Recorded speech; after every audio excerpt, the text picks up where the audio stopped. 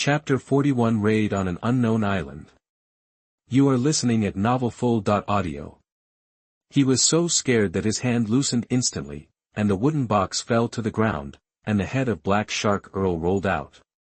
The pirate captain standing behind Todd also changed their faces suddenly, and fear and shock spread across their faces. Ironhook Todd suddenly drew out his sword, his eyes wide open, full of bloodshot, looking at Gavin angrily and warily, and asked loudly, "Who are you?" Looking at the wary opponent, Gavin said lightly, "My name is Gavin Bellerys.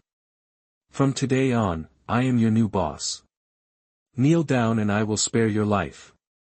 Gavin stood tall, his eyes were like torches, his words were resounding, and he had irresistible majesty. The sea breeze blew over, blowing up his sleeves, adding a bit of domineering. Ironhook Todd widened his eyes, his face was full of disbelief and anger, and his hand holding the sword trembled slightly because of nervousness. Ironhook Todd's heart was beating wildly and his brain was running fast. He looked at Gavin, who was unfamiliar and full of oppression, and a strong sense of unwillingness and desire for power surged in his heart. Earl died just like that? No, this is impossible. I fought hard for him on this island, but now he has ended up like this. Humph, if that's the case, why should I surrender to this guy who came out of nowhere? As long as I kill him, I can become the new boss and control everything. Ironhook Todd clenched the sword in his hand, his eyes became more fierce, as if he had seen the moment when he ascended to the pinnacle of power, but at the same time, he also knew that the situation in front of him was extremely dangerous. Gavin dared to come so arrogantly, and he must have been prepared. However, the temptation of power made him decide to take a gamble, even at the cost of his life. Having made a decision in his heart, Ironhook Todd first glanced at the ships in the distance that could not dock due to the crowded dock. He saw that the other party put down the boat and was slowly approaching the shore, and it would not be able to land for a while. He looked at Gavin, who was only 30 or so people in front of him. At this time, he had nearly 100 pirates on the dock. Thinking of these advantages, Ironhook Todd quickly retreated, and while retreating, he loudly ordered his men, "Kill them and avenge the boss." He also grabbed a pirate captain next to him and said anxiously, "Go quickly and gather everyone on the island."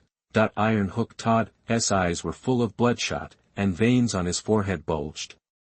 His ferocious expression seemed to want to eat Gavin and others alive immediately. The pirate captain who was pulled by him was stunned at first, then reacted, nodded hurriedly, turned around and ran towards the island. When the other pirates heard the order, they instantly pounced on Gavin and others like wolves, shouting slogans of revenge, and the entire dock instantly fell into chaos and noise. When this group of pirates attacked with their fangs and claws, Gavin was as steady as a mountain, and did not move at all, and the Blood Dragon Guard behind him instantly rushed out like lightning. The Blood Dragon Guard's movements were uniform, cold and efficient. The weapons in their hands mercilessly slashed through the pirates' bodies, and each attack was powerful. As soon as they came into contact, the pirates were instantly defeated like fragile straw, with cries and sounds of falling to the ground. At this moment, hundreds of soldiers quickly rushed down from the sailing warship behind Gavin, holding sharp blades and shouting to meet them together. In an instant, the battle became more chaotic, and the shouts of killing were deafening. Ironhook Todd had retreated to the back of the battlefield, his face pale, but he continued to roar, "Hold on. Reinforcements are coming soon."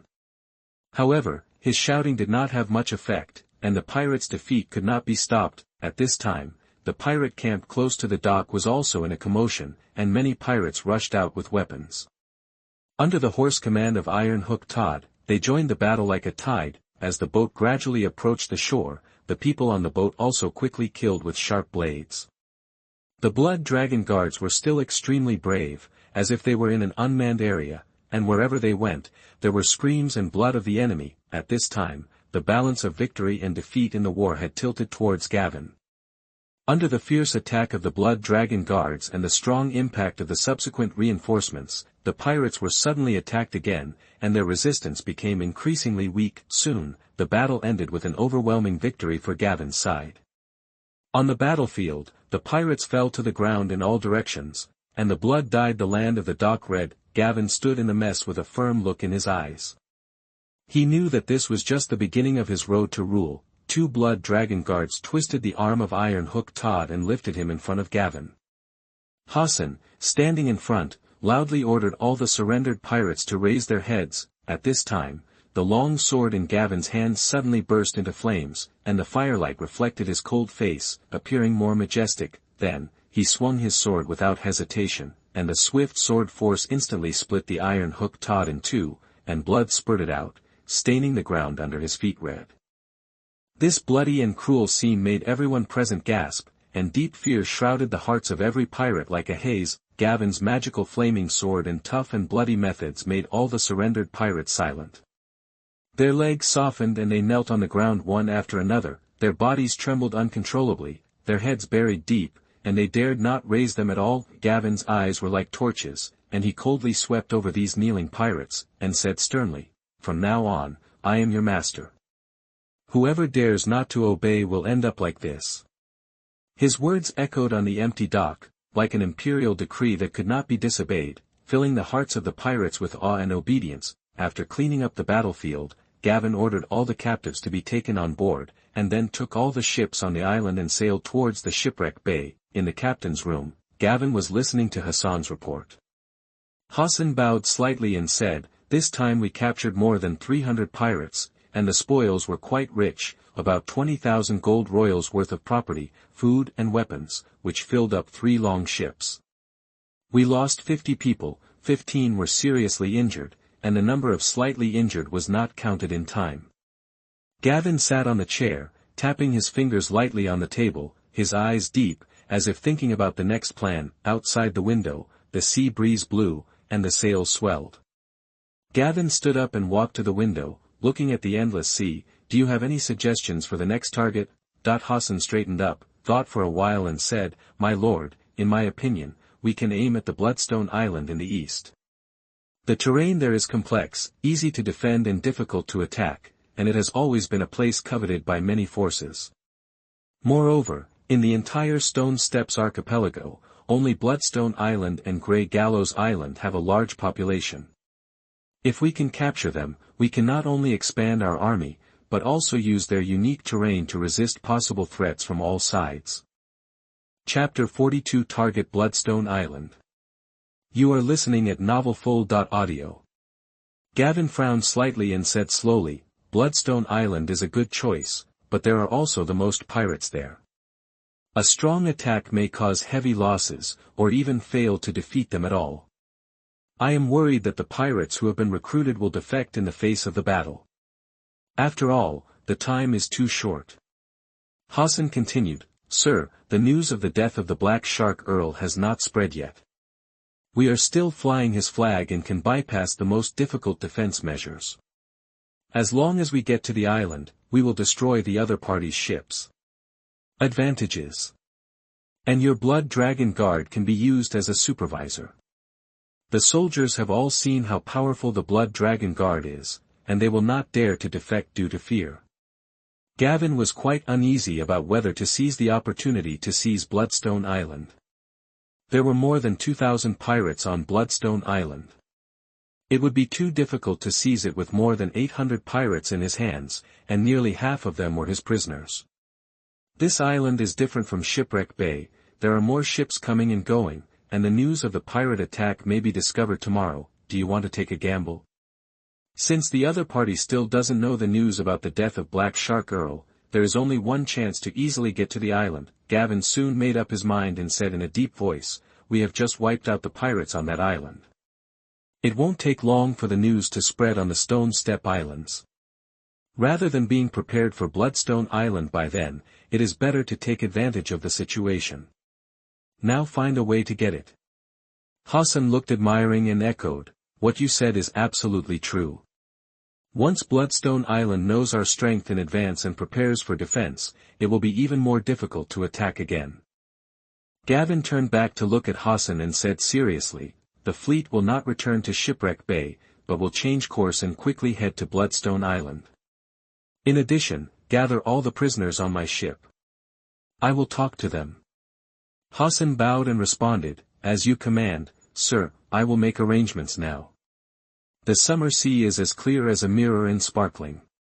The bright sunshine poured down, and the sea surface seemed to be covered with fine gold foil, shining with dazzling light. The gentle sea breeze blows slowly, carrying a salty smell, and vigorously stirring the sails.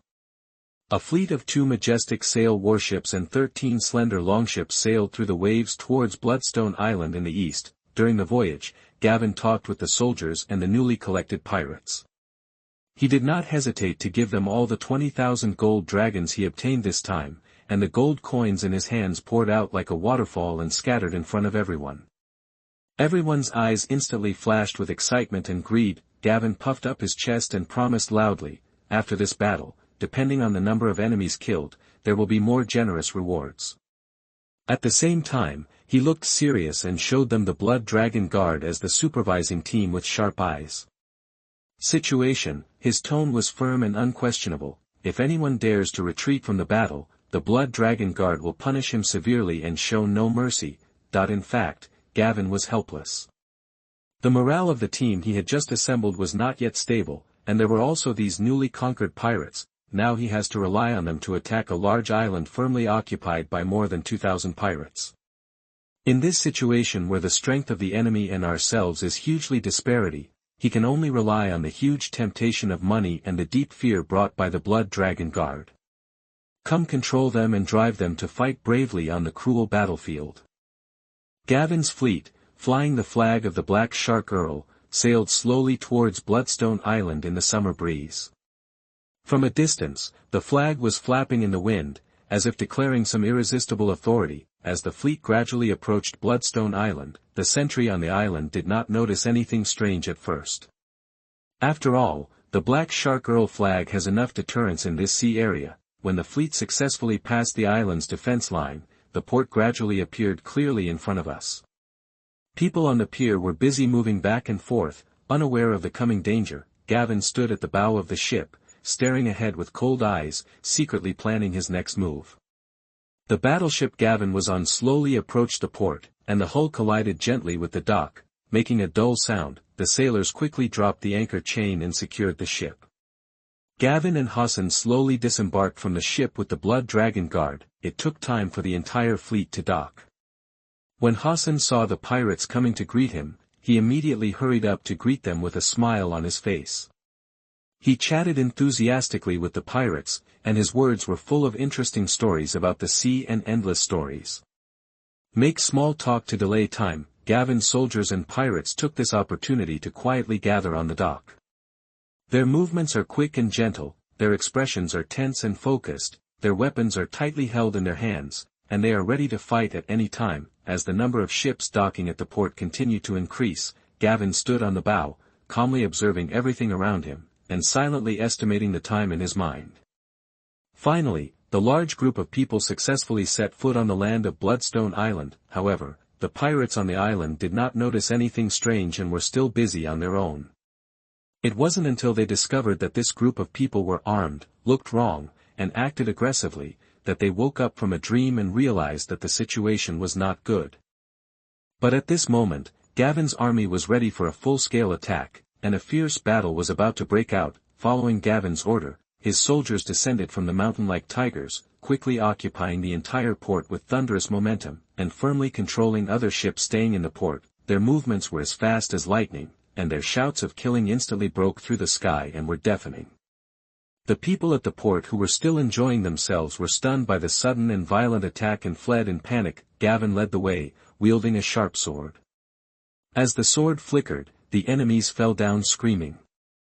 The Blood Dragon Guards followed closely behind him, forming an indestructible steel defense line and advancing steadily. The battle at the port was extremely fierce and cruel, with blood spurting like a fountain, dyeing every inch of land under their feet red.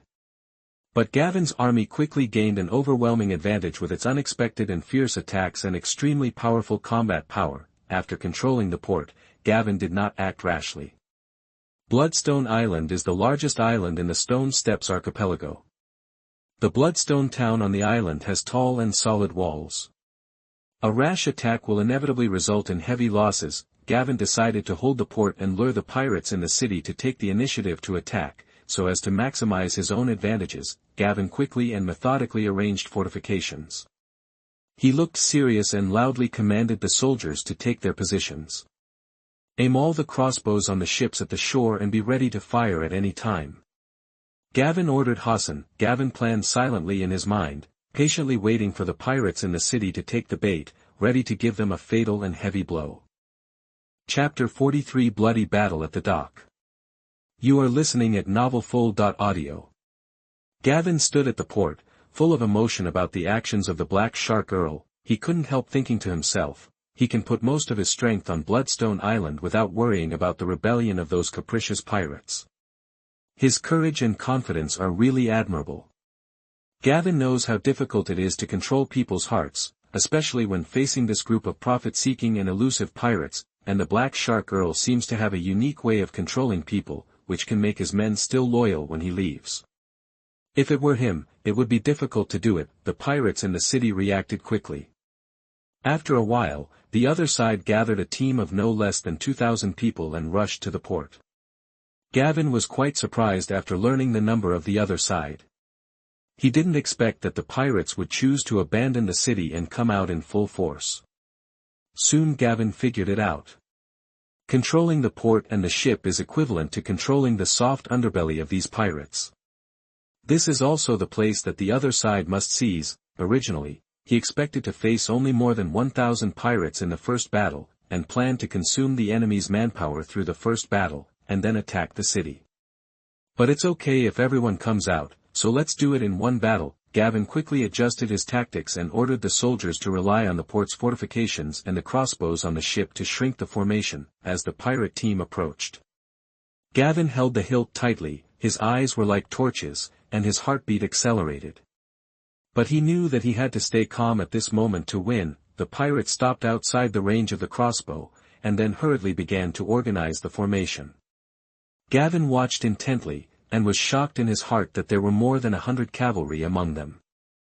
At this moment, a figure on horseback galloped towards Gavin's camp alone.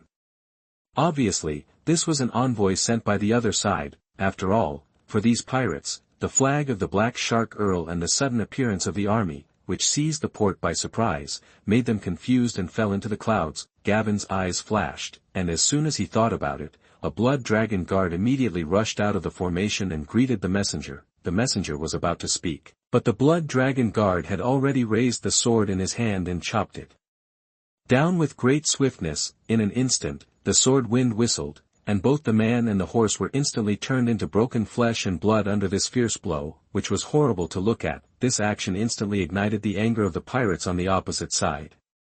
The crazy shouting was like a surging wave. Even at such a long distance, Gavin could hear it clearly. The pirates quickly pressed towards the port like a surging tide. The heavy footsteps and shouts of killing were intertwined, making the air seem to become heavy. The pirates gradually approached and slowly entered the range of the crossbow, but Gavin clenched his fists and did not order the arrows to be fired. His eyes were fixed on the enemy's movements, veins on his forehead bulged, and sweat slid down his cheeks. Finally, after most of the enemy entered the range of the crossbow, Gavin roared at the top of his lungs, "Shoot!" In an instant, the crossbows on the ships docked at the port fired together. The crossbows were so powerful that huge crossbow arrows shot out with a whistling sound. A crossbow arrow instantly penetrated the bodies of several people, forming several empty gaps in front of the enemy's camp, with blood splattering and broken limbs flying. Some pirates were frightened by this horrible scene and their faces turned pale and their legs went weak, but some pirates were even more crazy, with bloodshot eyes, suddenly jumped out of the formation, and rushed towards Gavin desperately. Although the pirates' formation suffered heavy damage from the attack of the crossbow arrows, they continued to press forward. When the distance entered the range of the bows and arrows, the pirates fired a rain of arrows head-on, and many of Gavin's soldiers and pirates were instantly shot and fell to the ground, with painful groans one after another. At the same time, the enemy's cavalry launched a charge and rushed straight to the right side of Gavin's formation. Gavin's eyes were red, and he roared, "Form a formation, hold on. Whoever dares to retreat will be executed by the Blood Dragon Guard immediately." After that, the 20 Blood Dragon Guards who were prepared in advance as the supervisor team drew their swords together, and the cold swords flashed coldly in the sun. Finally, before the enemy cavalry reached the formation, the crossbow on the ship fired a second round. The huge impact and sharp arrows caused great damage to the cavalry, and their charge had to stop. Seeing this, Gavin raised his sword and shouted, "Everyone, charge!" The soldiers roared towards the enemy like wild horses, and the two sides fought together in an instant. Gavin did not charge with the remaining Blood Dragon guards, but held a longbow and calmly observed the battlefield from a distance. When he found that a pirate on the other side was very brave and forcibly broke through his formation, he quickly drew his bow and arrow, the bowstring made a bang sound, and the sharp arrow whistled out, shooting the enemy to death with one arrow. When he found that the formation at a certain position was about to be captured by the enemy, he shot a flaming arrow, which exploded the moment it hit the enemy, and the huge impact force blew the surrounding enemies into a bloody mess. As the battle became more and more stalemate, the strong pressure made some soldiers and pirates unable to help but retreat. The Blood Dragon guards swung their swords without hesitation, and blood spurted out. The threat and fear brought by blood forced the soldiers to continue fighting the enemy to the death. Both sides were bloodthirsty, and the soldiers and pirates roared. Every moment someone fell down, and the blood dyed the earth red. However, the opponent relied on the advantage in numbers and continued to pour in, forming a semi-encirclement trend for Gavin's army. At this time, several people on horseback came behind the formation of the other pirates. Seeing several people on horseback at the back of the enemy's battlefield, Gavin concluded that there must be a pirate commander among them. With a flash of determination in his eyes, he immediately joined the battle charge. As he charged, the sword in his hand instantly ignited a blazing flame. The master-level flame blade can allow the long sword to continue to carry magical flames for an hour, which is enough to support the entire battle. The Blood Dragon guards behind him quickly surpassed Gavin. They plunged into the battlefield like emotionless killing machines. For a moment, blood and flesh flew everywhere. Under the effect of the flame blade, whether the enemy had armor or not, Gavin's flame sword could cut it with one sword, and all obstacles were like thin paper. The Blood Dragon guards were even more unstoppable. Countless attacks from the enemy fell on them, but they could not stop them at all. They were made of corpses, and they did not know pain or fatigue. Under the powerful impact of the Blood Dragon guards, Gavin and his party were about to break through the enemy's formation. At this time, the opponent's commander was within the range of Gavin's flaming arrow. He immediately took the longbow handed over by the Blood Dragon guard next to him, took aim, and shot a flaming arrow. Accompanied by a loud explosion, the horsemen were instantly blown into pieces, and the battlefield fell silent. Chapter 44 Boris. You are listening at novelfull.audio. The huge explosion attracted the attention of the pirates. The death of the leader made them panic instantly, but the two sides facing the front line were already furious and the battle continued. The Blood Dragon guard behind him, who was responsible for supervising the battle team, also immediately attacked to join the battlefield. Gavin, who broke through the formation, immediately launched an attack from behind the pirate team on the left. With the attack on the back of the formation, coupled with the bravery of the Blood Dragon guard and Gavin's miraculous fire power, the pirates' already shaken morale collapsed completely.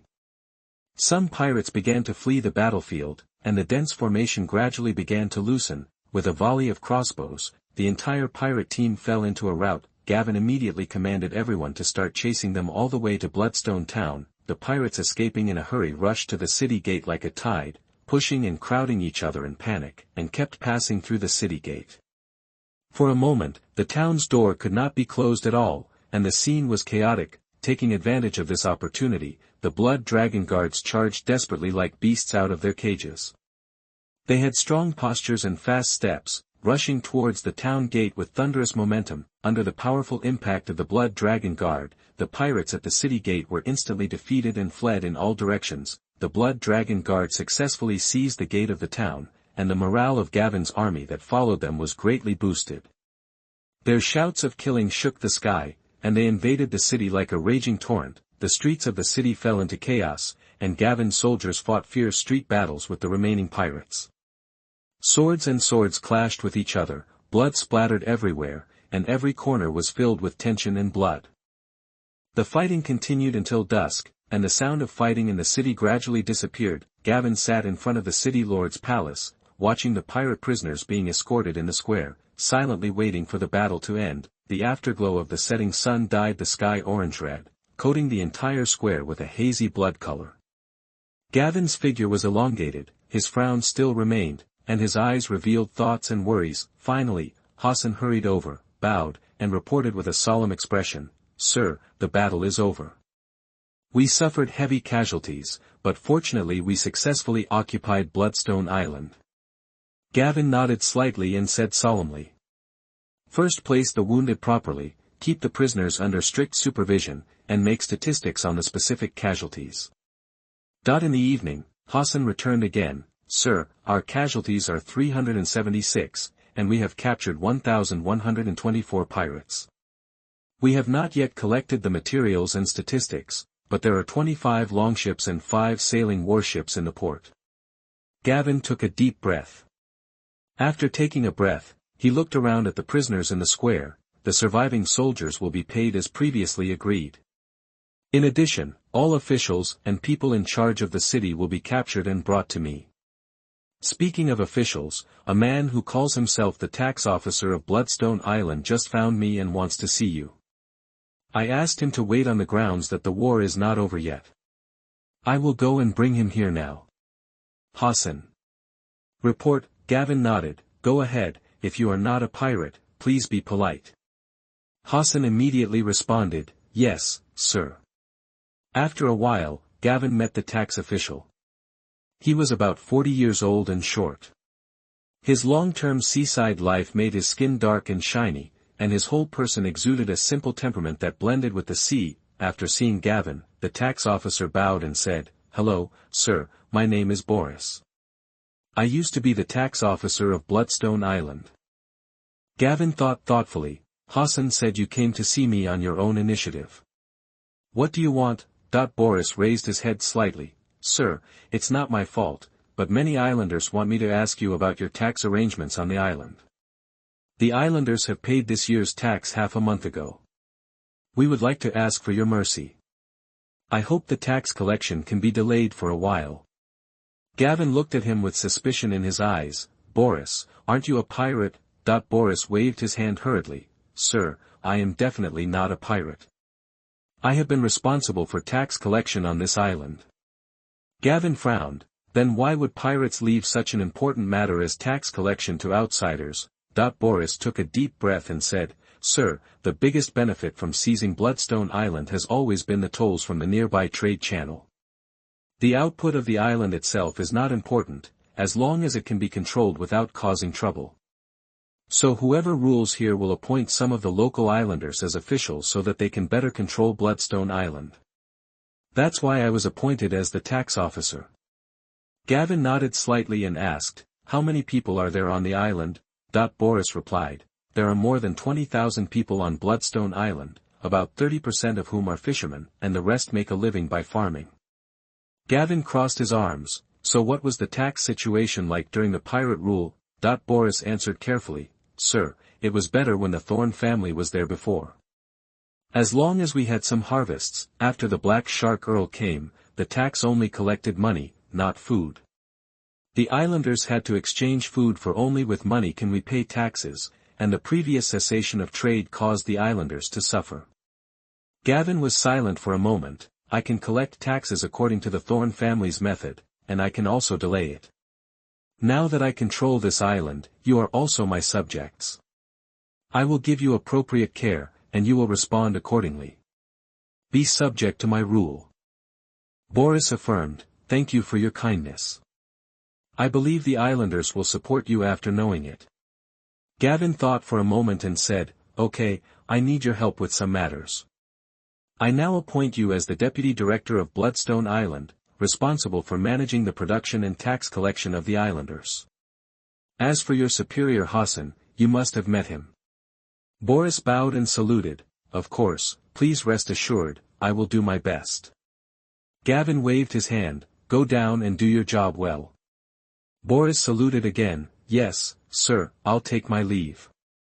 Seeing Boris retreat, Hassan, who was standing aside, hurried forward to report, "Sir, I asked some captives. The management of Bloodstone town is very chaotic. Many officials during the management of the Sand family have been killed by the Black Shark Ear after landing on the island. Many merchants in the city have already fled, the shops are vacant, and the port is not open to external business. The Black Shark Ear did not appoint any officials. Only a few pirate managers were left, many of them died in the previous battle, and the rest were captured. Gavin nodded. You heard what I said just now. From today on, you are the supervisor of Bloodstone Island. First, rectify the law and order on the island to prevent the remnants of pirates from causing chaos. Block the port and no ship is allowed to leave. Rest for a few days, sort out the pirate captives, and execute all those above the pirate captain and manager. Gather the remaining pirates tomorrow, and I will personally recruit them. After we take down the last pirate, we will consider opening up business. Hassan bowed and saluted. Yes, sir, I will do it now. Chapter 45 Messenger Hassan. You are listening at NovelFull.audio. At this time, the night fell quietly, and the stars twinkled in the sky. Gavin looked at this strange and bloody town, knowing that this was just the beginning of a long journey. The Stepstones are a series of islands located in the narrow sea, from the east of Dorne to the disputed land. Bloodstone Island is located in the north of the archipelago, and Grey Gallows Island is in the south. Bloodstone Island is the largest island in the Stepstones. It was once the focus of contention among various forces.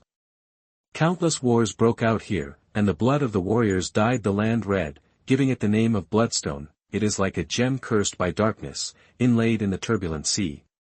The island is full of strange rocks and steep cliffs towering into the sky, as if it were the masterpiece of an ancient giant. The waves beat the reefs on the shore mercilessly, splashing white foam and making a deafening roar. The whole town of Bloodstone is full of rough atmosphere. The architectural style here is relatively simple, mostly built of solid stone to resist sea breeze and possible invasion. The streets of the town are narrow and winding, with houses on both sides in a staggered manner. Some houses may have been baptized by the years, and the walls are covered with moss or vines, adding a sense of vicissitudes. After a period of simple repairs, Gavin successfully took over the last remaining pirate force of Black Shark Earl with the same strategy. The other party was still unclear about the change of ownership of Bloodstone Island and the death of Black Shark Earl, which led to Gavin's overwhelming victory and captured nearly 1,000 pirates in one fell swoop. Fortunately, each battle did not take place at sea, which allowed Gavin to smoothly and completely grasp the deterrent power of Black Shark Earl, which was enough to cross the entire Stone Steppes archipelago, with nearly 70 warships, although Gavin's current manpower could operate less than half of the ships. So far, the actual control of the entire Stone Steppes archipelago has fallen into Gavin's hands. 2 months later, Gavin led a team of Blood Dragon Guards to patrol the streets of Bloodstone town. Seeing the gradually bustling Bloodstone town, he was very happy. He originally planned to travel to the continent of Essos, and take advantage of the wars in several city-states to successfully obtain the Blood Dragon Guards. If the Blood Dragon Guards were strong enough, he would explore the Dragon Cave of the Bellerys family. Unexpectedly, an accident allowed him to successfully obtain the Stone Steppes archipelago. After completely controlling this sea area, Gavin called Boris and made the goods that he had not dared to take out before, and asked him to lead the islanders to expand production. At the same time, he took out a large number of gold dragons to build roads on the island and reclaim more farmland. At the same time, he released the news of the death of the Black Shark Earl, took the initiative to withdraw from the area of conflict with the Dornish, promised not to attack the merchant ships, and crack down on nearby pirates. Then he acted vigorously and sent envoys to Dorne and the Kingdom of the Three Daughters respectively, aiming to negotiate the restoration of trade routes, and planned to collect tolls according to the traditional plan.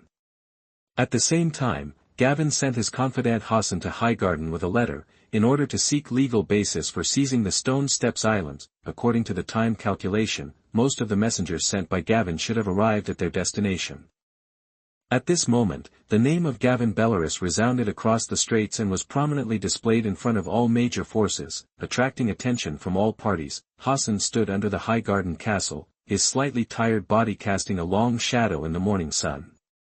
He slept in the open air and galloped day and night all the way, just to get to the magnificent Highgarden castle as soon as possible. His clothes were stained with dust, his hair was messy, and his face was full of fatigue from running around, but his eyes were full of determination. After a long and arduous journey, Hassan finally arrived at his destination this morning. He couldn't wait to deliver the extremely important letter to the owner of the castle. After handing over the message, Hassan waited quietly outside the castle, with a little trepidation in his heart, just as his master Gavin said, as long as he notified him, he would definitely be received. Sure enough, less than an hour later, Hassan was respectfully led into Highgarden Castle by the castle servants. Hassan was taken to a pavilion in the garden, where there were many flowers, green trees, and a breeze, bringing bursts of fragrance. The first thing that caught his eye was a noble girl. She was wearing a gorgeous long dress with exquisite patterns embroidered on the hem. She had a beautiful face, snow-white skin, a pair of blue eyes like a deep lake, with a smart and curious look in her eyes, and a long brown hair fell on her shoulders like a waterfall, shining with a charming luster under the sunlight. Then, Hassan noticed a lame man sitting in a wheelchair. He looked serious and solemn. He was wearing clothes of good quality but simple style, showing his extraordinary status. He held the armrest of the wheelchair tightly, his knuckles slightly white due to the force, as if thinking about something important. Next to them sat an old man in a turban, his face full of wrinkles, like traces carved by time. A few strands of silver hair appeared under the turban, and his eyes revealed vicissitudes and wisdom.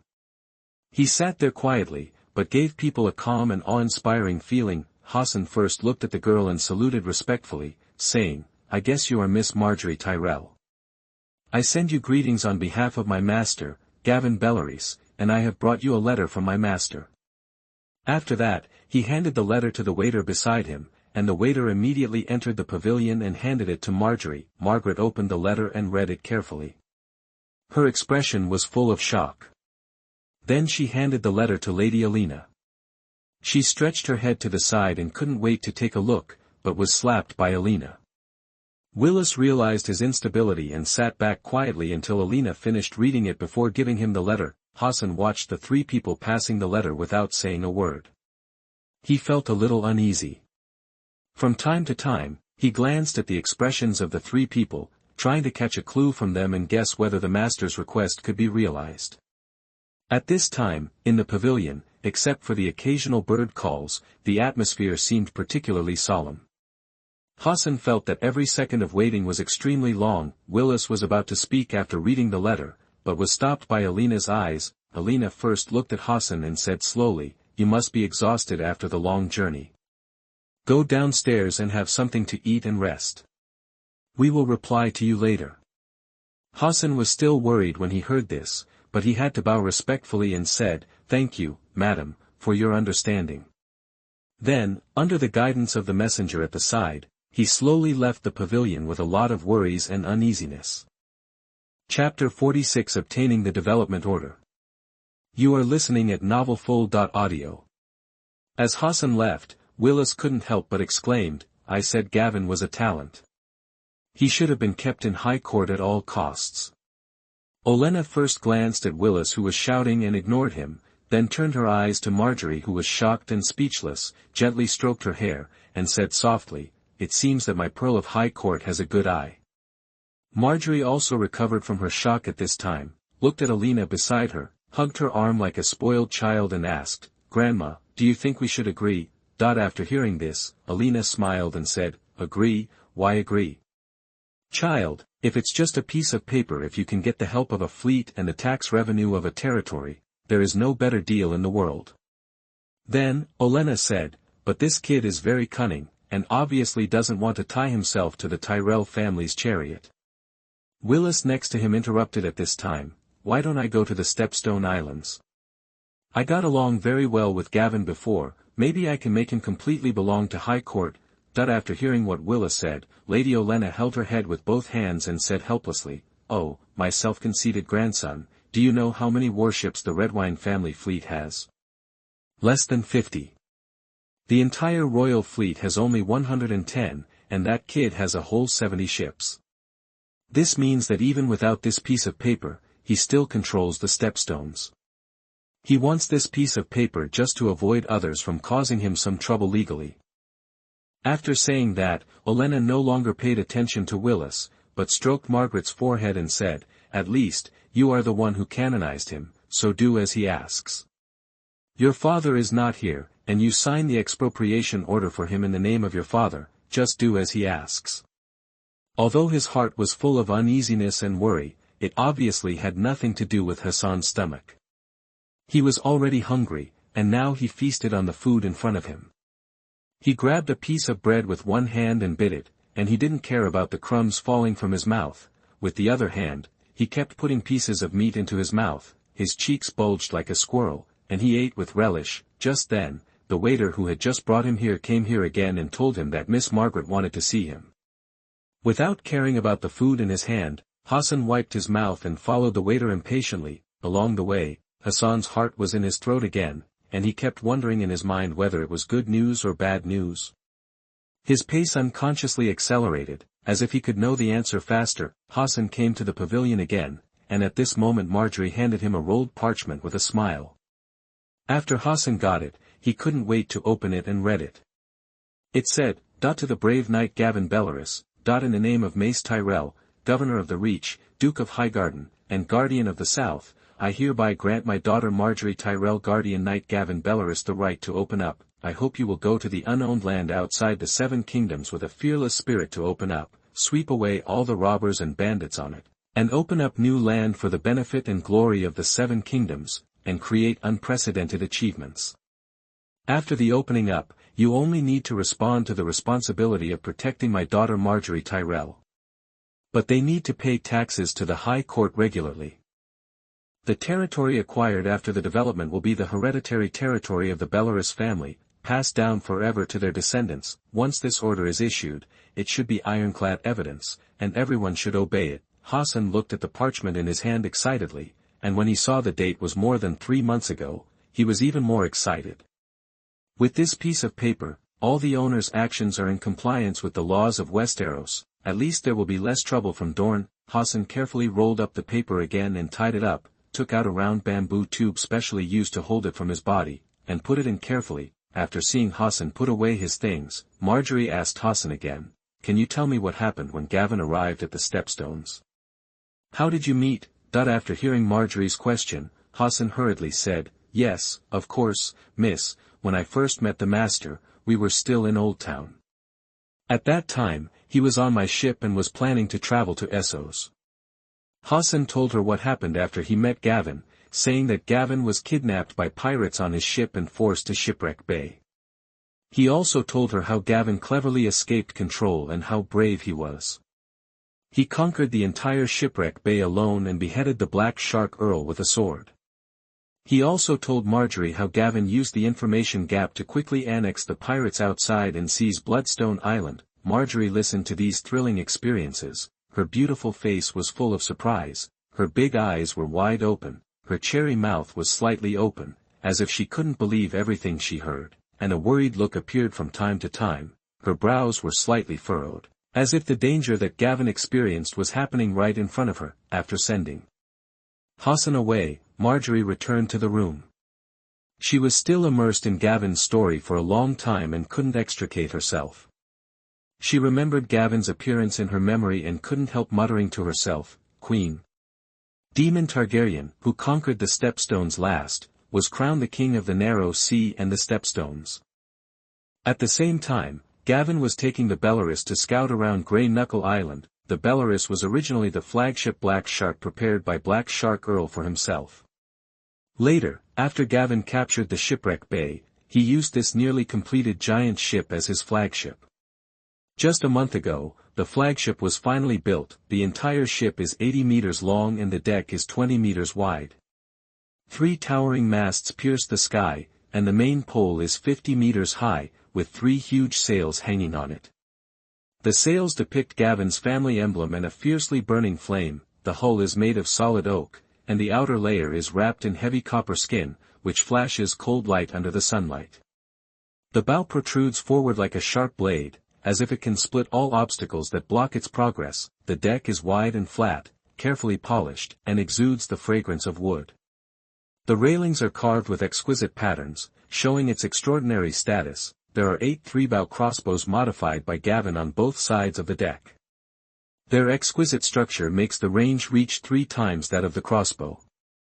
With the specially modified arrows, the lethality of the ship crossbow to the ship is increased exponentially.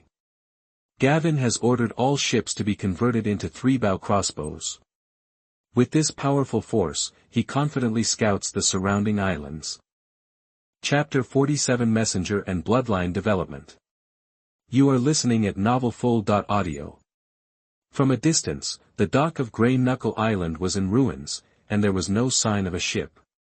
Everything seemed desolate. However, the area of this island was second only to Bloodstone Island in the entire Stone Steppes archipelago. The island had a large population, and in terms of defense alone, Grey Knuckle Island could be said to be the best in the Stone Steppes archipelago. There was only one entrance to the island, and the rest of the island was all high cliffs. The catapults and crossbows built on the cliffs on one side of the entrance were particularly eye-catching. The huge machine seemed to be ready to give the invading enemy a fatal blow at any time. Once the ship approached, it would be sunk by the boulders fired by the catapults before it landed on the dock. It was these powerful defense facilities that prevented the Black Shark Earl from capturing it. Gavin stood at the bow of the Bellerys, holding the guardrail with both hands, staring at the Grey Knuckle Island in the distance, frowning, and lost in thought. The sea breeze blew past, ruffling his hair, but could not blow away the solemnity in his eyes. This bone is really hard to chew. He muttered to himself, strong attack is definitely not possible. Although the newly modified 3-bow crossbow can barely reach the catapult on the cliff, it is obviously not a wise move to exchange fire with the enemy. Moreover, the enemy has many defensive facilities and the fleet cannot get close. It seems that we can only think of a way to sneak attack. He kept deducing the feasibility of various tactics in his mind. At night, we can use a small boat to sneak onto the island. As long as we send 30 blood dragon guards, we will definitely be able to control the catapults and crossbows on the cliff. If it doesn't work, we can destroy them. Once successful, the opponent will be a toothless tiger, and my fleet will be able to land on the island easily. Thinking of this, the corners of his mouth rose slightly, as if he had foreseen the dawn of victory. Gavin turned around and walked to the second deck. Gavin looked serious and ordered the soldiers beside him, order to return. As Gavin's order was issued, the entire huge fleet responded quickly and began to slowly turn northwest, aiming directly at Bloodstone Island. Gavin looked ahead, and had made plans in his mind. This time when he returned to Bloodstone Island, his first task was to continue to reorganize his army. Although he claimed to have 70 warships, less than half of them could actually be put into normal use. Those pirates who had just been recruited made it difficult for him to be completely at ease, but fortunately, after a period of careful reorganization, the situation had improved and they could barely be put into combat. At present, Gavin has successfully recruited 1,500 troops through various means such as recruiting pirates and actively recruiting from Bloodstone Island. Fortunately, these soldiers are sailors or people who deal with ships all year round. Otherwise, it would be impossible for such a large force to start all the available warships. After sailing for a day, Gavin returned to Bloodstone Island. Gavin, who had just boarded the dock, received the news that the Dorn messenger had arrived, and the other party was waiting in the city lord's mansion. Gavin received the other party in the reception room. After the messenger saluted Gavin respectfully, he handed over Prince Doran's letter. Gavin read the letter carefully, with a satisfied look on his face. The letter indicated that Dorn was willing to reach a preliminary agreement to restore the trade route, and thanked Gavin for killing the Black Shark Earl.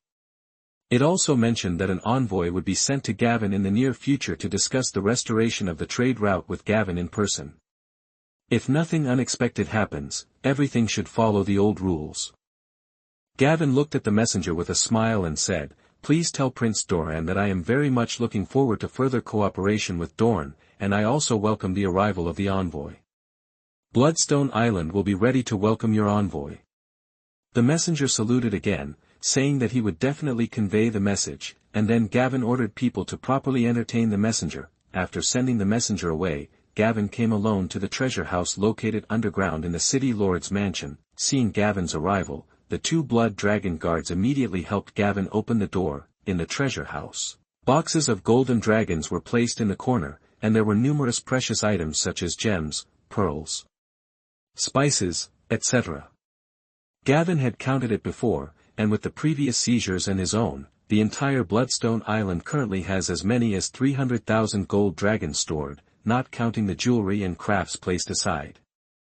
Gavin did not look at these things, but walked towards the depths of the treasure house. A huge and complete dragon bone was neatly placed inside, and there were 3 boxes of fragmented dragon bone crafts next to it. Some were found by Gavin after he captured Bloodstone Island, and the rest were purchased by him through merchant ships during this period. Looking at the dragon bones in the field, Gavin still felt that it was not enough. Dragon bones are extremely difficult to purchase.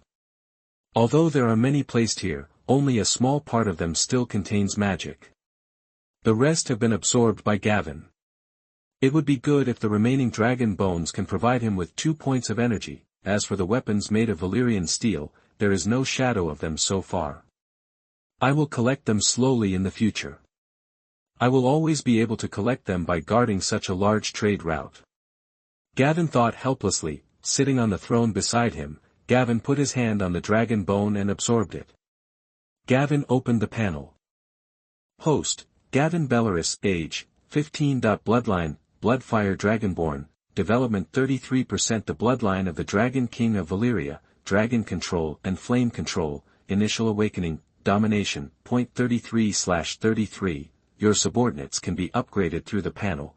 Point 32 Primary Blood Dragon Guard, Blood Witch Puppet made with Dragonborn bloodline can be advanced twice. Point 1 Intermediate Blood Dragon Guard, Blood Witch Puppet that has been advanced once can be advanced once. Skills, Flame Control. Master, Swordsmanship, Master, Flame Blade, Master, Archery, Master, Long Spear, Mastery, Energy Points, 24, obtained by automatically absorbing the magic power floating around, or actively absorbing magic power. Looking at the 24 energy points on the panel, Gavin was slightly excited, but he was hesitant whether to increase the development of blood or improve the strength of the Blood Dragon Guard. For now, the strength of the Blood Dragon Guard is enough, and the improvement of blood development can increase the number of commands and physical fitness. Considering that he will go to Bellerys's Dragon Cave for adventure in the future, Gavin decided to develop blood first, and then improve the strength of the Blood Dragon Guard when he has abundant energy points. Afterwards, Gavin added all the energy points to blood development. With the improvement of development, he felt that his physical fitness became stronger and stronger, and even the control of fire became more handy. Until Gavin increased the development of blood to 51%, he found the difference. After exceeding 50%, 2 points were needed to develop 1%. I wonder if it will be different when he reaches 60, 70, and 80 in the future. Will the required points increase again? Thinking of this, Gavin decided to use the remaining 5 points to upgrade the Blood Dragon Guards. After all, the strength of the high-level Blood Dragon Guards had not been tested yet. Chapter 48 Advanced Blood Dragon Guard. You are listening at novelfull.audio. Immediately he called his only intermediate Blood Dragon Guard and poured the energy point into it. The Blood Dragon Guard instantly emitted a powerful and mysterious aura, and magical changes followed. The Blood Dragon Guard's body swelled rapidly like a balloon, becoming larger and larger. His originally strong muscles became more prominent, and the whole person became extremely burly. What was even more amazing was that his height kept rising, and at one point he reached 2 meters. The tall body was like an unshakable mountain, emitting a chilling pressure that made people afraid. Gavin couldn't wait to look at the panel and check the introduction. Type, Blood Dragon Guard, rank, advanced, abilities, violent power. Entering a violent state, the power instantly doubles. Dragon Blood Healing. Activating the dragon blood power in the body, quickly recovering from wounds. Combat. Skills, possessing 70% of the master's combat skills. Hardened skin. Skin can instantly become as hard as steel, greatly enhancing physical defense capabilities. Magic resistance. Extremely high resistance to all kinds of magic attacks, reducing the damage and negative effects caused by magic. It was not until Gavin saw the panel that he realized that this upgrade actually consumed 2 points of energy, but looking at the powerful capabilities displayed on the panel, he felt that this consumption was worth it. Afterwards, he couldn't wait to test the Blood Dragon Guard. Soon, the test was over, and Gavin was pleasantly surprised to find that the strength of the entire Blood Dragon Guard had been greatly improved. When it exerted violent power and hardened skin, it was like a metal tank that was brave and unmatched in power, rushing forward with a thunderous momentum, extremely powerful. Then, Gavin used magic flames to test him further. It turned out that the Blood Dragon Guard not only had a high resistance to the blazing flames, but also had a self-healing ability that was far better than before.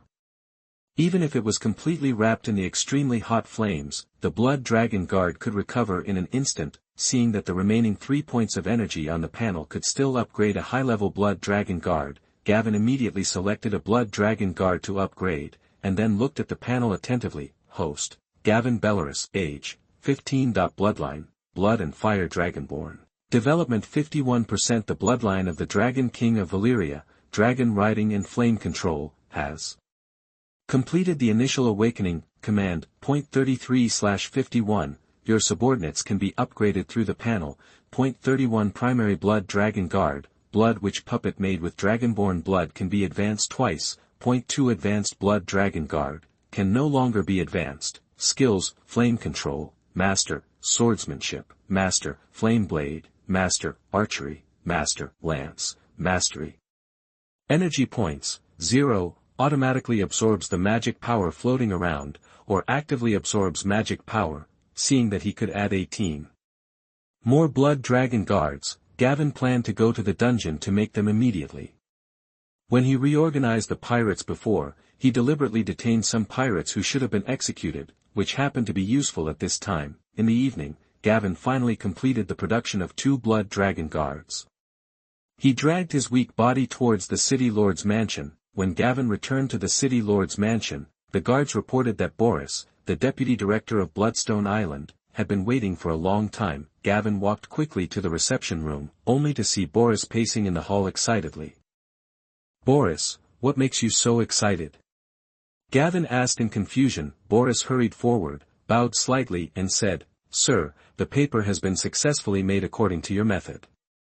Gavin heard it, a flash of surprise in his eyes, and then ordered, "Immediately increase the number of people and increase the production.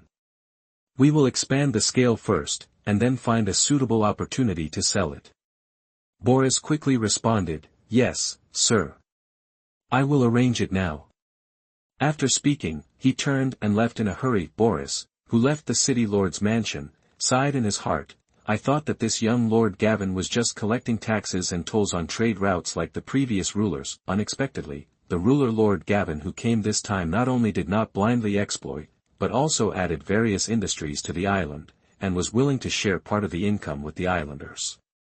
Perhaps under his leadership, Bloodstone Island can really usher in prosperity. Gavin looked at Boris's back outside the window, and Gavin secretly calculated the future development plan in his heart. By releasing news and sending messengers, many merchant ships that learned the news have begun to slowly return to this familiar route. The entire trade route has gradually begun to recover, and the number of merchants coming and going is increasing. Gavin plans to release his own goods after a while, which can also stimulate the trade route. During this period, Gavin has successfully made soap, perfume, and paper that has just been successfully made, as well as wine that has not yet been brewed. Using the knowledge of his previous life, Gavin has allowed the islanders to establish a series of workshops in villages through financial support. All the goods produced are purchased by Bloodstone Town, but they cannot be sold privately. Gavin then sells these goods to passing merchants at a high level, and at the same time purchases raw materials and sells them to the indigenous people to obtain a lot of profits. At present, Gavin's income from soap and perfume alone is about to surpass the tolls collected in the past. With the huge profits from these goods and the income from trade routes, Gavin believes that in just 3 years, he can use the huge golden dragon to pull up a powerful fleet that crisscrosses the narrow sea. With the return of Hassan, the envoys from the Third Daughter Kingdom came to Bloodstone Island one after another. Gavin held a special reception banquet for this occasion. The banquet was held in the hall of the City Lord's palace. The hall was decorated with splendor, and the candlelight flickered, making the exquisite decorations even more dazzling. Gavin was sitting on the main seat, wearing a gorgeous robe, with a sword symbolizing power on his waist, and his expression was calm and calm. Tyrosha's envoy arrived first. He was slender, wearing a purple satin robe embroidered with exquisite patterns, and a hat inlaid with gems. His face was a bit worried. With a smile on his face and a cordial and friendly attitude, he bowed slightly to Gavin and said, "Dear Sir Gavin, I am deeply honored by your invitation. I hope that we can discuss plans together to stabilize the trade routes." Gavin nodded slightly and said, "Welcome to your arrival. Your Majesty and I have the same ideas. I hope we can reach a consensus." The envoys of Rhys and Myr arrived together. The envoy of Rhys was thin, with shrewd and cunning eyes. He was dressed in black leather robes and had a sharp dagger on his waist. After sitting down, the Rhys messenger glanced sideways at Gavin and said unhurriedly, "Sir Gavin, as far as I know, you have not yet fully mastered the Stepstone Islands.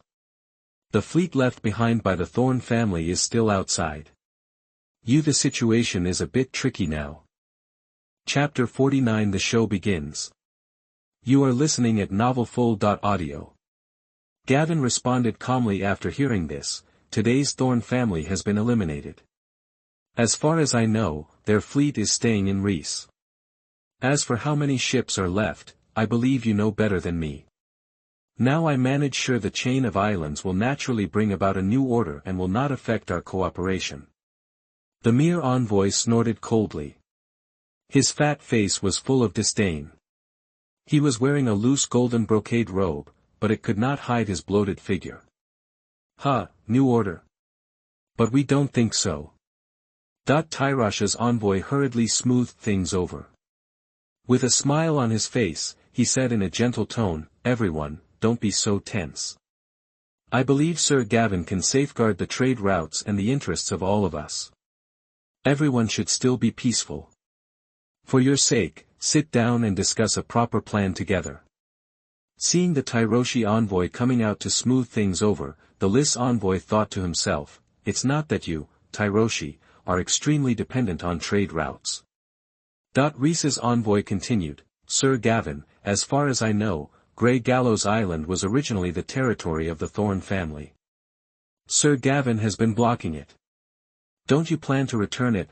After hearing this, Gavin had no intention of backing down and said categorically, "The entire Stepstone Islands are now under my control. Of course, I will decide the ownership of Grey Gallows Island. If the Thorn family has the ability, they can send a ship here." The face of Rhys's envoy became gloomy, and his tone became sharper. "So, Sir Gavin completely ignores Rhys's position? Aren't you afraid of causing conflicts?" After hearing this, Gavin said calmly, "I have no intention of being an enemy of you, but the matter of Grey Gallows Island is absolutely non-negotiable. If Rhys wants to get involved in the Stone Steps Islands by supporting the Thorn family, I am also willing to accompany him." At this time, Tyrosha's envoy spoke again, with a slightly anxious look on his face, "Everyone, it is not good for us all if the trade routes are cut off. Why don't we put aside our differences for the time being and work together to gain benefits from the trade routes? Once trade is blocked, more than just people will suffer losses. Our family." Myr's envoy said in a sinister tone, "Trade route? Without our support, can this route be stable? Sir Gavin, you must think carefully." Gavin said solemnly, "I am willing to implement the revenue sharing that the Thorn family has negotiated with you as usual. I will only charge half of the toll for any merchant ships flying the flags of Myr, Lys, and Tyrosh, but through the Thorn family I advise you not to think about getting involved in the Stone Steps Islands." Tyrosha's envoy quickly echoed, "What City Lord Gavin said is absolutely true. It's just a group of pirates, why bother?" Rhys's envoy was unmoved and said coldly, "Of course we have no intention of getting involved in the Stepstone Islands, but what the Thorn family plans to do is beyond our control." After hearing this, Gavin said calmly, "In that case, I look forward to the war with the Thorn family." As the banquet ended unhappily, Gavin, who returned to his study, immediately ordered Hassan to prepare to assemble a fleet and seize Grey Gallows Island in 2 days. Hassan did not act after hearing this, but asked Gavin worriedly, "Sir, it seems that Rhys and Myr also want to get involved in the world's islands. Will they send out their navy?" Gavin poured himself a glass of wine first and said calmly, "Not only the two of them, but also Tyrosh, the third daughter kingdom has always wanted to gain control of the Stepstone Islands. This time is undoubtedly an opportunity for them. It's just that they don't know if the Iron Throne is standing behind me, and they are worried that ending the war personally will expand the scale of the war. All they can do at the moment is to support the Thorn family with some ships and money, and capture the Grey Gallows in advance while the 3 envoys have not yet left. The island rejects their idea." Hassan frowned and said, "Sir, will our move completely anger them? What if they desperately go to war with us, then?" Gavin took a sip of wine. "They are not monolithic. Tyrosh may not fully support Lys and Myr.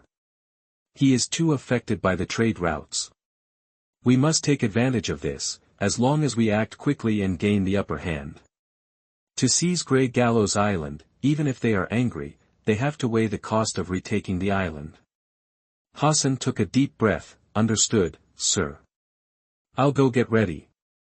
After saying that, Hassan turned and left the study, while Gavin stared out the window, lost in thought. 2 days later, Grey Gallows Island, the sea surface at night is like a huge black satin, smooth and quiet. The stars are dotted in the sky and reflected in the sparkling sea water, as if the bright gems have sunk into the endless abyss. The sea breeze blows gently, carrying a touch of saltiness. 5 small boats moved forward quietly on this silent sea, slowly approaching Grey Gallows Island. On board was Gavin and his blood dragon guard. The boat finally approached the island. Gavin looked up and saw a cliff more than 10 meters high in front of him. A blood dragon guard next to him started climbing nimbly. His movements were light and fast, and he reached the top of the cliff in a short time. Then he threw the rope down, and the other blood dragon guards and Gavin immediately followed the rope up. After quietly landing on the island, they checked their equipment and quickly moved towards the high cliff where the trebuchet was placed. The journey was silent except for their slight footsteps. Finally, in the early hours of the morning, they arrived at their destination. Several sentries were drowsy, and Gavin approached like a ghost. The dagger in his hand flashed a cold light under the moonlight, and he instantly killed one of the sentries. The blood dragon guards quickly followed up and eliminated the remaining guards cleanly. At this time, the sky gradually brightened and everyone was ready. Gavin signaled to a blood dragon guard, who lit a torch and waved it in circles towards the sea. At the same time, on the Bellerys, the envoys of the Kingdom of 3 Daughters gathered on the deck, all with gloomy faces and complaining. The envoy of Rhys frowned and said impatiently, "Sir, Gavin asked us to come and see the show in the middle of the night. Are you deliberately tormenting us?" That the envoy of Myr also echoed, "That's right, the sea breeze is so cold, do we have to keep blowing here?" That although the envoy of Tyroshi was not so impatient, he also looked puzzled. Hassan said politely with a smile, "My lords, please be patient and wait for a moment. I believe there will be results soon." The envoys still complained in a low voice. Suddenly, a shaking fire signal appeared on the Grey Gallows Island in the distance. Hassan's eyes lit up, and he said respectfully, "Dear messengers, the show is about to begin." The fleet that received the signal immediately approached Grey Gallows Island. As the fleet approached, the alarm bell was sounded. At this time, the defenders on Grey Gallows Island discovered that the alarm bell on the cliff had not sounded, and immediately sent people to check, but they were easily dealt with by Gavin and his men. Chapter 50 Closing. You are listening at novelfull.audio. Seeing that the people sent out had not responded, the defenders who found something wrong immediately organized a team of more than 500 people and attacked the cliff. The shouts and killing instantly broke the silence. More than 300 defenders rushed to the top of the cliff from both ends of the cliff. The shouts and killing were deafening, breaking the last tranquility before dawn. The blood dragon guards were like an unshakable fortress, waiting for the enemy to approach. When the two sides came into close combat, the battle instantly became white-hot, blood splattered, and screams continued. A blood dragon guard raised his long sword high and swung it vigorously. The sword wind whistled past, and the sharp blade slashed across the body of a defender. The defender was instantly cut off in half, blood spurted out, and his internal organs were scattered all over the ground. Another blood dragon guard dodged to the side, avoiding the enemy's spear, and then backhanded a sword to directly cut off the opponent's arm. The broken arm flew in the air, accompanied by the defender's shrill screams. Another blood dragon guard rushed into the enemy formation. His swordsmanship was extremely sharp, and each sword was full of force. He thrust forward fiercely, and the long sword directly pierced through the chest of a defender, and then he threw the whole person into the air with a strong force. Before the defenders next to him could react, the blood dragon guard swung his sword horizontally, and a head flew up instantly, and blood spurted like a fountain. The defenders who came here knew that they could not lose here, and they were red-eyed and attacked desperately. They came like a tide, one after another, and even in the face of the powerful blood dragon guards, they had no intention of retreating. In this fierce battle, the blood dragon guard who had broken into the enemy formation before was outnumbered. After being besieged by several defenders who were desperate for their lives. He had countless wounds on his body. As his magic power was exhausted, the blood dragon guard was finally beheaded by the enemy with a single sword, and then several more blood dragon guards fell one after another. Gavin watched all this from a distance, constantly attacking the other side with flaming arrows, and couldn't help sighing in his heart. Facing the life-and-death attacks of these defenders, he actually succeeded in killing his blood dragon guards.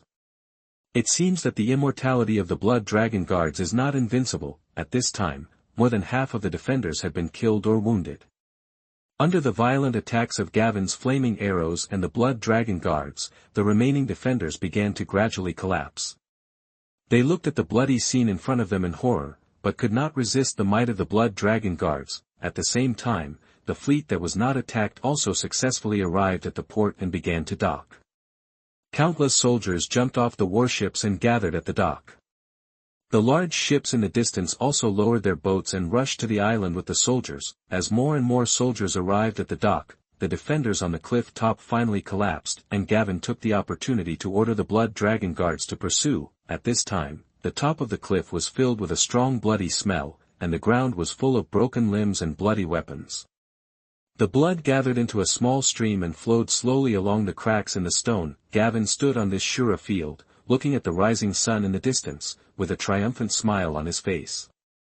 In the city, the remaining members of the Sand family gathered together, their faces gloomy and desperate. They looked at the army waiting outside the city, knowing that resistance was meaningless. In the end, the leading family member, Salado San, sighed helplessly, his voice full of unwillingness and helplessness. Send a messenger out and tell them that I can open the city to surrender, but the other party must guarantee the safety of my family members. Soon Gavin saw the messenger holding the white chess piece, and after understanding the other party's intention, he agreed to the other party's request. Then the heavy city gates slowly opened, and Gavin's army walked slowly into the city in a neat pace. The footsteps of the soldiers echoed in the silent streets, announcing the change of ownership of the island. Gavin only took a simple turn in the city, ordered the soldiers to take good care of the prisoners, and blocked the warehouses and other important places waiting for the inventory. Then he took all the members of the Thorn family and headed for the Bellerys docked at the pier. When Gavin returned to the Bellerys again, his steps were steady and powerful, and his eyes showed the pride of a winner. The 3 envoys of the Kingdom of 3 Daughters stood aside, watching Gavin board the ship with extremely complicated expressions on their faces, including shock, anger, and fear that could not be concealed. Gavin's mouth corners slightly raised, revealing a barely noticeable smile. After coming in front of the 3 envoys, he waved his hand to signal Envoy Reese to look behind him. The soldiers came forward with a dozen people, including women, children, and the leader was Salado Thorn. Gavin glanced at the captives and said to the messenger from Reese, "These are members of the Thorn family. I heard that the Thorn family's fleet is currently visiting Reese. Please help me send them a message when you return. Their families are now visiting Bloodstone Island. Please don't worry about them." After hearing this, the messenger from Ree's eyes widened, his teeth clattered, and his cheeks trembled with anger. He glared at Gavin and squeezed out a few words from his teeth. "Thank you, Sir Gavin, for your kindness.